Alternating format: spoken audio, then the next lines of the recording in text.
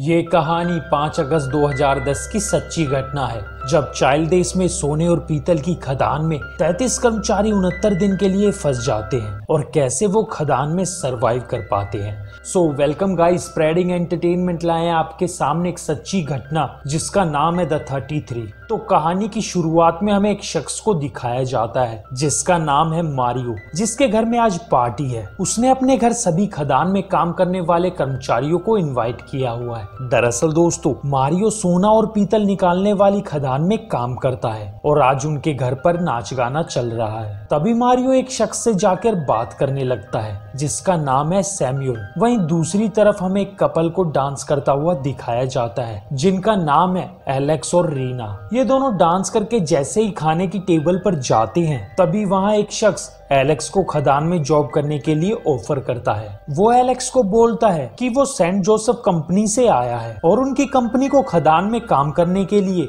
और कर्मचारियों की जरूरत है। एलेक्स ये सुनकर उसे जॉब के लिए हाँ बोल देता है। दरअसल दोस्तों, एलेक्स को पैसों की सख्त जरूरत है क्योंकि उसकी पत्नी रीना प्रेग्नेंट है। इसके बाद हमें अगली सुबह दिखाई जाती है। एक शख्स रोड पर रखे बेंच पर सो रहा होता है जिसका नाम है एडिसन, और तभी उसकी बहन मिरिंडा उसको खाना देने आती है। वो उससे बात करने की कोशिश करती है मगर एडिसन उससे कोई बात नहीं करता। ये देखकर मिरिंडा वहाँ से चली जाती है। दरअसल दोस्तों, एडिसन बहुत ज्यादा नशे करता है और इसलिए उसकी बहन ने उसे घर से बाहर निकाला हुआ है। इसी दौरान एडिसन को पिक करने के लिए खदान वाली बस आती है और वो गुस्से में अपनी बहन का खाना वहीं छोड़कर निकल पड़ता है। अगले सीन में दिखाया जाता है बस पॉल को पिक करने के लिए उसके घर के सामने जाती है। ये देखकर पॉल की पत्नी पॉल के लिए टिफिन लेके आती है और पॉल अपनी गर्लफ्रेंड के घर से निकलता है और वहीं उसकी गर्लफ्रेंड उसकी पत्नी को देखकर उसे गाली देने लगती है और वो दोनों पॉल को बस तक छोड़ने आती हैं, मगर तभी वो पॉल को मारने लगती है। वहीं बस में बैठे सभी कर्मचारी ये देखकर हंसने लगते हैं और उनकी बस खदान की तरफ निकल पड़ती है और कुछ ही दूरी का सफर तय करके ये अपनी मंजिल पर पहुंच जाते हैं। इसके बाद दिखाया जाता है इनका हेड जिसका नाम सैमुअल है वो खदान के मैनेजर के पास जाता है। सैमुअल उसे एक शीशे का टुकड़ा दिखाता है और मैनेजर को बोलता है कि ये शीशे के टुकड़े हमने खदान की दरारों में फंसा रखे थे ताकि अगर कभी चट्टान हिले तो इन शीशों की टुकड़ों की मदद से हमें पता चल सके कि खदान के अंदर खतरा है। वो अपने मैनेजर को बोलता है अब हमारा खदान में जाना सुरक्षित नहीं है। इसी दौरान मैनेजर सैमुअल को बोलता है कि सुरक्षा की निगरानी रखना मेरा काम है, वो तुम्हारा काम नहीं है। वो सैमुअल को बोलता है ये खदान आने वाले 20 साल तक कहीं नहीं जाएगी और इस खदान में अभी भी 250 टन सोना बचा हुआ है और हमें वो सोना 20 साल के अंदर निकालना होगा। इसके बाद ये सब अपनी गाड़ी में बैठकर खदान के एंट्री पॉइंट से अंदर जाने लगते हैं। वहीं ये गाड़ी की मदद से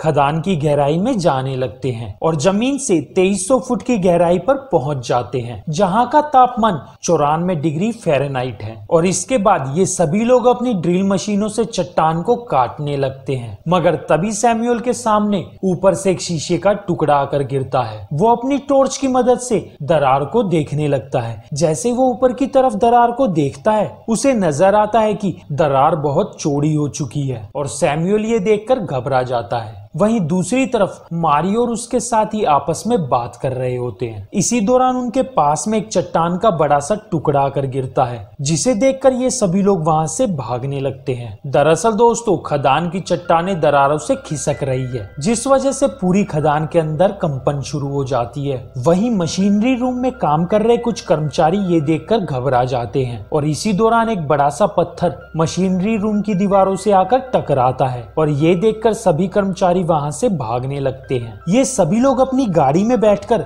खदान के एग्जिट पॉइंट की तरफ निकल पड़ते हैं और इसी दौरान मशीनरी रूम में खदान का मलबा गिर जाता है। वहीं दूसरी तरफ खदान में काम कर रहे बाकी के कर्मचारी भी अपनी गाड़ी में बैठकर एग्जिट पॉइंट की तरफ जाने लगते हैं और जहां जहां से इन दोनों की गाड़ियां निकलती है खदान का मलबा गिरने के कारण पीछे का रास्ता बंद होता चला जाता है और कुछ ही दूरी आगे चलने पर इन दोनों की गाड़ियां आमने सामने आ जाती है और वहीं एक दूसरे को बचाने के चक्कर में इनकी गाड़ियां जाकर चट्टान से टकरा जाती है। इसी दौरान ऊपर से खदान का मलबा गिरने लगता है और ये सभी लोग अपनी गाड़ियों से निकलकर अपनी जान बचाने के लिए भागने लगते हैं। तभी एक बड़ी सी चट्टान आकर इनसे टकराती है और खदान में बहुत बड़ा धमाका होता है। अगले सीन में हमें दिखाया जाता है मारियो की आँख खुलती है, वो अपने आप को जिंदा पाता है। वो देखता है उसके सभी साथी जिंदा है। तभी उसकी नजर एक बड़े से पत्थर पर पड़ती है और ये देखते हैं कि एग्जिट पॉइंट की तरफ जा रहे रास्ते को इस पत्थर ने ब्लॉक कर दिया है, जो कि बहुत बड़ा है और जिसके अंदर बहुत ही बड़ी मात्रा में सोना है, जिसे ये कैसे भी काट कर निकल नहीं सकते।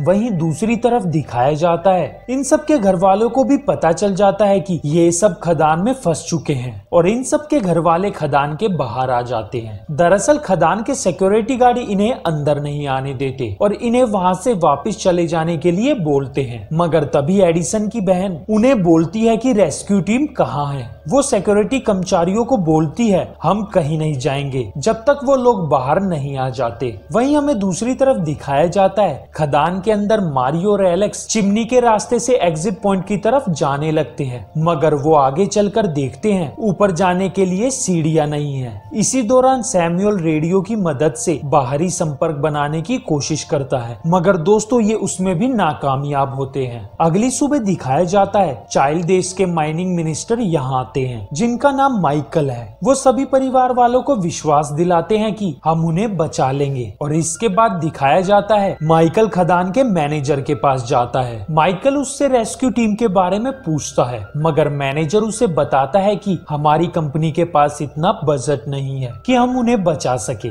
वहीं वो बताने लगता है कि मैं यहाँ पिछले 25 साल से काम कर रहा हूँ और अपने करियर में ऐसा कोलैप्स 5 बार देख चुका हूँ। आज तक ऐसी दुर्घटना में कोई नहीं बच पाया। वहीं दूसरी तरफ खदान के अंदर दिखाया जाता है सैमुअल सभी को बताता है कि हमारे पास थोड़ा बहुत खाना और पीने का पानी है यहाँ पर, जिसे हम थोड़ा थोड़ा खाकर काफी दिन चला सकते हैं। वो सभी कर्मचारियों को बताता है कि इस समय हम सेफ्टी बंकर में फंसे हुए हैं। इसी दौरान उसे दूसरी तरफ से चिल्लाने की आवाज आती है। जैसे ही मारियो वहां जाता है वो देखता है एडिसन और कुछ लोग अकेले ही बचे हुए खाने को खाने लगते हैं। ये देखकर मारियो उन्हें डांटने लगता है और उनसे बचा हुआ खाना वापस लेकर संदूक में रखकर ताला लगा देता है। अगली सुबह हमें दिखाया जाता है माइकल के पास एक सीनियर रेस्क्यू ऑफिसर आता है, जो माइकल को बताता है कि मुझे राष्ट्रपति जी ने आपकी मदद के लिए भेजा है। इसी दौरान वो माइकल को बोलता है कि हमें जल्दी से जमीन में ड्रिल शुरू करनी होगी, क्या पता कर्मचारी कैसी गंभीर हालत में फंसे होंगे, हमारे लिए एक एक जान कीमती है। वो माइकल को खदान का 3D नक्शा भी दिखाता है और उसे बताता है हमारी रिसर्च टीम ने पता लगाया है कि एक बड़े से पत्थर ने खदान को बीच में से बंद कर दिया है, जो 26,000 टन वजनी है और 2 एम्पायर बिल्डिंग जितना बड़ा है, जिनको जल्दी से हटाना नामुमकिन के बराबर है। वहीं वो माइकल को बताता है अगर हम मशीन से 24 घंटे ड्रिल करें तो भी हमें एक पत्थर जितनी गहराई पर जाने के लिए 8 दिन का समय लगेगा और हमें 20 अलग अलग जगह ड्रिल करना पड़ेगा, क्योंकि हमें एग्जैक्ट लोकेशन का नहीं पता कि वो कहाँ फंसे हुए हैं। हम 20 जगह एक साथ ड्रिल करेंगे ताकि हम 8 दिन के अंदर उनसे संपर्क बना सके। दूसरी तरफ खदान के अंदर दिखाया जाता है मारियो गिलासों में सबके लिए थोड़ा थोड़ा दूध डालता है और सभी कर्मचारियों को खाने के लिए एक एक कुकीज देता है। दरअसल दोस्तों ये 24 घंटे में सिर्फ इतना ही खाएंगे ताकि इनका खाना ज्यादा से ज्यादा दिन चल सके और बाहरी मदद आने तक ये जिंदा रह सके। वहीं जमीन की सतह पर हमें दिखाया जाता है जमीन में ड्रिल करने वाली बड़ी बड़ी मशीन आती है और ये देखकर कर्मचारियों के परिवार वाले खुश हो जाते हैं, क्योंकि उनके मन में कर्मचारियों के बचने की उम्मीद पैदा हो जाती है। वहीं खदान के अंदर ये लोग एक पुरानी बैटरी की मदद से बल्ब जलाने में कामयाब हो जाते हैं। तभी इन्हें चट्टानों में से आवाज आती है। जब ये उसे गौर से सुनते हैं तो इन्हें पता चलता है ऊपर से इनकी तरफ ड्रिल की जा रही है और ये सुनकर ये सब लोग खुश हो जाते हैं। दरअसल दोस्तों इनके मन में अब बचने की उम्मीद पैदा हो जाती है कि कोई हमें बचाने के लिए बाहर से प्रयास कर रहा है। इसके बाद हमें अगला दिन दिखाया जाता है और आज कर्मचारियों को खदान में फंसे हुए पूरे 5 दिन हो गए हैं, मगर जमीन में ज्यादा ठोस पत्थर होने के कारण इनकी ड्रिल मशीन अच्छे से ड्रिल नहीं कर पाती। और वहीं दूसरी तरफ खदान के अंदर मारियो रोजाना की तरह सभी कर्मचारियों को खाने के लिए थोड़ा थोड़ा खाना देता है और वहीं बाहर रेस्क्यू ऑफिसर हार ना मानते हुए ड्रिल को दोबारा से शुरू करता है और इस बार वो सबसे पहले सेफ्टी बंकर के ऊपर ही ड्रिल करता है। वहीं दूसरी तरफ अब खदान के अंदर ड्रिल से आने वाली आवाज तेज हो जाती है, जिसे सुनकर सभी कर्मचारी बहुत खुश हो जाते हैं और उनकी खुशी का कोई ठिकाना नहीं रहता। तभी इन्हें महसूस होता है कि ड्रिल उनके बंकर से दूर जा रही है और ये देखकर ये सभी लोग मायूस हो जाते हैं। इन्हें लगता है कि अब इनके बचने की कोई उम्मीद नहीं है और बाहर खड़े माइकल और रेस्क्यू ऑफिसर को भी नाकामयाबी मिलने पर वो मायूस हो जाते हैं। वहीं ये बात जब सभी परिवार वालों को पता लगती है तो वो रोने लगते हैं। इसके बाद अगली सुबह खदान के अंदर दिखाया जाता है कर्मचारियों के पास आज आखिरी दिन का खाना बचा हुआ है। वो थोड़ा थोड़ा कर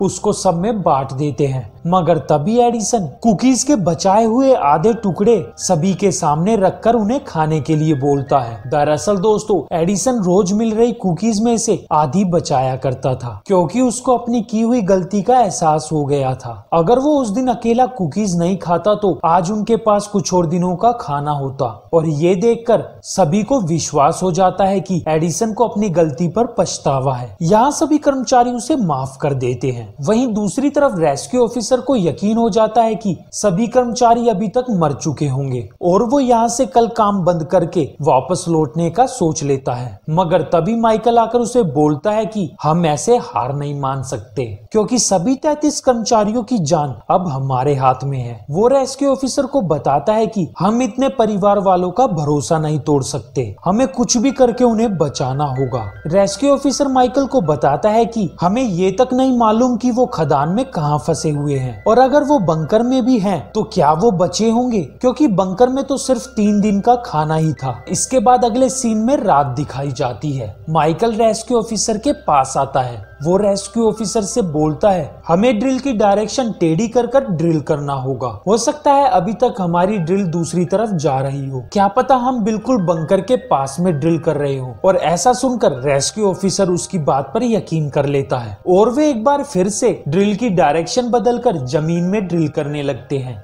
इसके बाद 17वां दिन दिखाया जाता है। खदान में सभी कर्मचारी अभी भी जिंदा है, मगर दोस्तों उनकी हालत बहुत बुरी है। उन्होंने पिछले 7 दिन से कुछ नहीं खाया है, जिस वजह से वो बहुत कमजोर हो गए हैं। उनका ढंग से चलना तो दूर, वो ढंग से बोल भी नहीं पा रहे हैं। तभी इनका एक साथी भूख के मारे मोमबत्ती खाने लगता है, मगर तभी मारियो के चेहरे पर पानी की कुछ बूंदें गिरती है और जैसे ही उसकी आँख खुलती है वो देखता है एक ड्रिल चट्टान को फाड़ती हुई बंकर के अंदर प्रवेश करती है और मारियो को उसके आजू बाजू से रोशनी दिखाई पड़ती है। ये देखकर मारियो खुशी के मारे चिल्लाने लगता है। वो चिल्ला कर अपने सभी साथियों को वहां बुलाता है और इसके सभी साथी ड्रिल को देखकर बहुत खुश हो जाते हैं। वो ड्रिल मशीन पर लोहे की रोड से मारने लगते हैं और उसे स्प्रे से पेंट कर देते हैं और उस पर एक लेटर बांध देते हैं। जैसे ही माइकल और रेस्क्यू ऑफिसर ड्रिल को बाहर निकालते हैं तो वो उसे लाल रंग से रंगा हुआ पाते हैं और माइकल को वो बंधा हुआ लेटर भी दिखाई पड़ता है। जैसे ये उसे खोलकर देखते हैं, इन्हें उस पर लिखा हुआ दिखाई पड़ता है कि हम सभी लोग अभी जिंदा हैं और ये देखकर उनकी खुशी का ठिकाना नहीं रहता।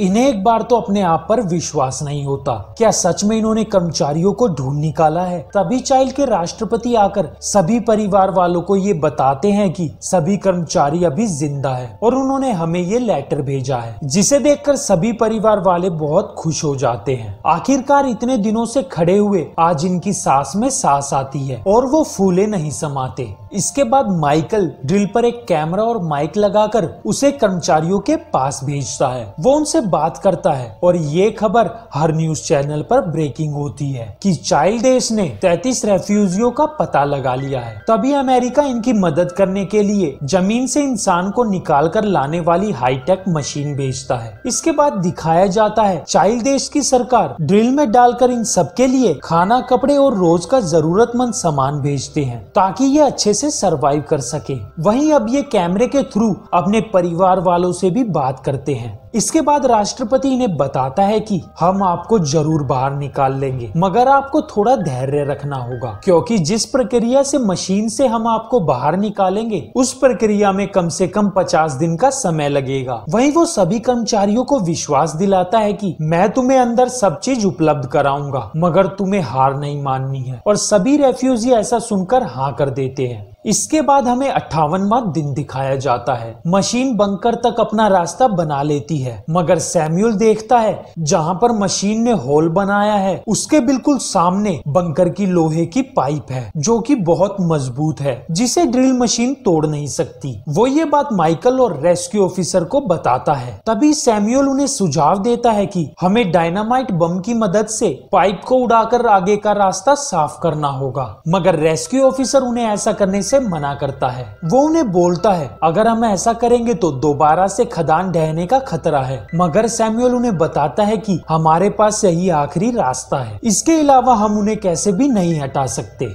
तभी माइकल और रेस्क्यू ऑफिसर ये रिस्क लेने को तैयार हो जाते हैं। वो कर्मचारियों तक डायनामाइट उपलब्ध कराते हैं, जिसे कर्मचारी आपस में जोड़कर होल की हुई जगह पर लगा देते हैं और ब्लास्ट कर देते हैं। तभी खदान में दोबारा से तेज कंपन होती है, मगर सब कुछ सही सलामत है और ऐसा करके ये बहुत खुश हो जाते हैं। इसके बाद अगली सुबह दिखाई जाती है। आखिरकार वो 69वां दिन आ ही जाता है जब सभी कर्मचारियों को बाहर निकाला जाएगा। तभी माइकल और रेस्क्यू ऑफिसर खदान का मुआयना करने के लिए खदान के एंट्री पॉइंट से अंदर जाते हैं। वो अंदर जाकर देखते हैं चट्टान अपनी जगह से हट रही है और उन्हें जल्दी से सभी कर्मचारियों को बाहर निकालना होगा, वरना वो वहीं खदान में दबकर मर जाएंगे। तभी माइकल और रेस्क्यू ऑफिसर वीडियो कॉल के माध्यम से सभी कर्मचारियों से बात करते हैं। ये उन्हें बताते हैं कि हम आज तुम्हें वहाँ से बाहर निकाल लेंगे, मगर चट्टान बहुत तेजी से खिसक रही है। रेस्क्यू ऑफिसर उन्हें बताता है कि सबसे पहले निकलने वाले शख्स को सबसे ज्यादा डर है कहीं चट्टान हिलने के कारण ट्रॉली बीच में ही ना फंस जाए, इसलिए माइकल और रेस्क्यू ऑफिसर सबसे पहले आने वाले शख्स का निर्णय कर्मचारियों के हाथ में ही छोड़ देते हैं। इसके बाद रात दिखाई जाती है। इनको निकालने की प्रक्रिया जोरों शोरों से शुरू हो जाती है। ये लोग ट्रॉली को एक मजबूत लोहे की तार से बांधकर होल में डालते हैं और यहाँ ये सब देखकर सभी की सांस अटकी हुई होती है। वहीं दूसरी तरफ ट्रॉली लटकती हुई बंकर में आ जाती है, जिसे देखकर सभी कर्मचारी खुश हो जाते हैं और वो तालियों से ट्रॉली का स्वागत करते हैं। तभी सबसे पहले जाने का फैसला एलेक्स करता है। वो सबको बाहर मिलने की बोलकर ट्रॉली में खड़ा हो जाता है और इसके बाद ट्रॉली को ऊपर खींच लिया जाता है। एलेक्स इस समय बहुत घबराया होता है, मगर तभी जमीन से 400 मीटर नीचे ट्रॉली रुक जाती है, जिस वजह से एलेक्स घबरा जाता है और बाहर बैठी रेस्क्यू टीम कैमरे में देखती है कि एलेक्स को सांस लेने में परेशानी हो रही है। वो जल्दी से मशीन की ताकत बढ़ाकर ऊपर खींचते हैं और ऐसा करने में वो कामयाब हो जाते हैं। वहीं कुछ ही मिनटों में एलेक्स धरती की सतह पर आ जाता है, जिसे देखकर ये सब बहुत खुश हो जाते हैं। सभी लोग खुशी के मारे जोरों शोरों से चिल्लाने लगते हैं। एलेक्स बाहर आकर देखता है कि उसको एक बेटा हुआ है, जिसे उसकी पत्नी ने गोद में उठा रखा है और वो जाकर अपनी पत्नी के गले लग जाता है। वहीं ये दृश्य दुनिया के सभी न्यूज चैनलों पर लाइव टेलीकास्ट चल रहा होता है। इसके बाद ये सब एक एक करके सभी कर्मचारियों को धरती की सतह पर ले आते हैं और आखिर में इनका हेड सैमुअल बाहर आता है और यहीं दोस्तों हमें इस कहानी का अंत दिखाया जाता है। तो दोस्तों इन कर्मचारियों ने ना चाहते हुए भी जमीन के अंदर रहने का आज तक का सबसे बड़ा वर्ल्ड रिकॉर्ड बना लिया और ये 33 कर्मचारी इस घटना के बाद सगे भाइयों की तरह रहने लगे। वहीं इस हादसे के बाद सेंट जोसेफ कंपनी गिल्टी नहीं मिली और ना ही सरकार और कंपनी की तरफ से इन 33 कर्मचारियों को कोई मुआवजा मिला। तो दोस्तों उम्मीद करता हूँ आपको हमारी कहानी पसंद आई होगी।